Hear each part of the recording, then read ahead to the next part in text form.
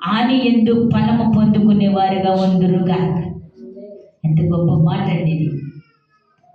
దేవుని కృపలను వర్ధిల్లబడాలి, ఆయన మహిమను నువ్వు రుచి చూడాలి. అప్పుడు తన కాలమందు ఫలమిచ్చే చెట్టు వలె మనం ఉంటామని వాక్యం చదివిస్తుంది.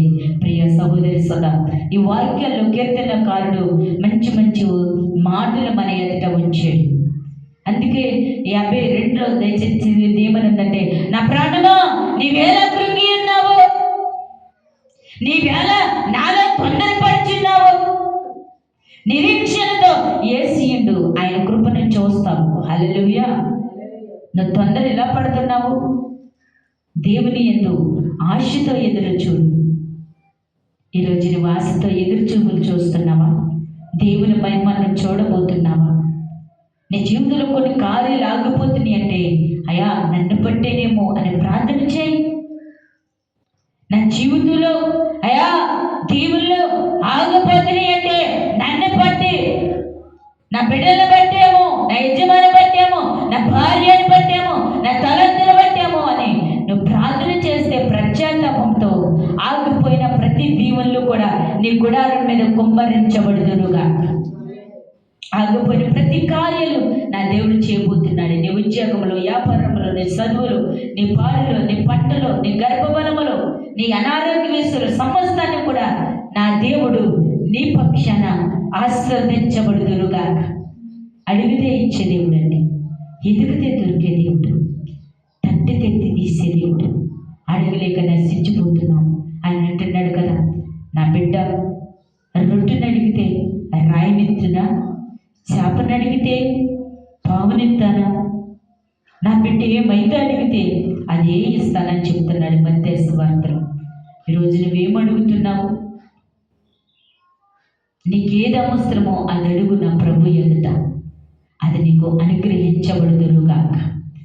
కష్టములో, బాధలు, వ్యాధులలో, దుఃఖములో మన కన్నీరు తొడవగలవాడు ఆ నజరేయుడైన యేసయ్య మాత్రమే. నీ స్నేహితులు కాదు, నీ బంధువులు కాదు, నీ అక్క చెల్లెలు కాదు, అన్నదమ్ములు కాదు, ఎవ్వరూ కాదు.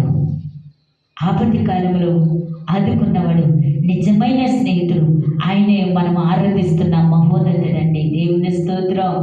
ఆయన నువ్వు ఆరాధిస్తే, ఆయన కనపరిస్తే నీ కుటుంబంలో ఆమెననే వరకు దీవుల్లో కుమ్మరించబడుదురుగాక. నీ కుటుంబంలో సమాధానము కలుగునుగాక, నీ కుటుంబంలో నెమ్మది కలుగునుగాక. ఎప్పుడో తెలుసా?